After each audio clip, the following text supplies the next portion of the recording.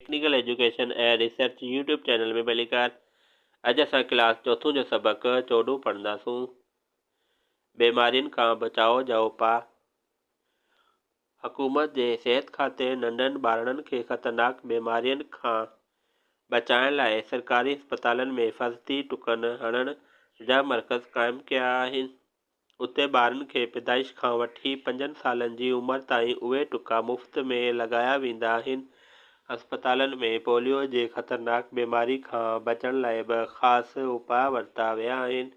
सिहत खाते पारां मुक़ररु कयल अमलो घर घर तोड़े स्कूलनि में वञे ॿारनि खे पोलियो खां बचाव जा फुड़ा पियारींदो आहे त जीअं मुस्तक़बिल में हिन बीमारी ते मुकमल ज़ाब्तो अची सघे।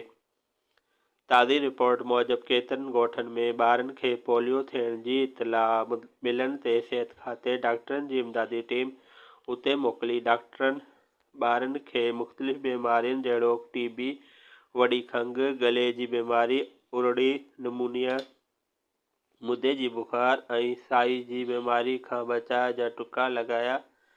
उन सां गॾोगॾु पोलियो जा फुड़ा पिणु पियारिया। डॉक्टरनि ॻोठनि जे माण्हुनि खे सिहत जी हिफ़ाज़त जा उसूल बि ॿुधाया ऐं सिहत ऐं तंदुरुस्ती खे क़ाइमु रखण लाइ सफ़ाई बाबति बि ॼाण ॾिनी। डॉक्टर ॻोठाणनि खे ॿुधायो त गंदे पाणी खे घरनि ऐं घटियुनि में बीहण न ॾिजे, पर उन जी निकाल जो जोॻो बंदोबस्तु कजे। मक्खियूं ऐं मच्छर किनी पाणी ते ई वधनि था ऐं बीमारियुनि जो कारण बणिजनि था। खाधो साफ़ सुथरो ऐं ताज़ो खाइणु घुरिजे, पारूतो खाधो खाइणु न घुरिजे।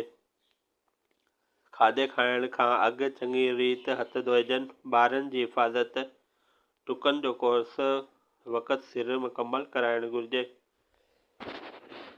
डॉक्टरनि जे ॾिनल हिदायतुनि ते ॻोठाणनि इमदादी टीम जा थोरा मञिया ऐं सिहत जे असूलनि ते हलण जी मुकमल ख़ातिरी कराई।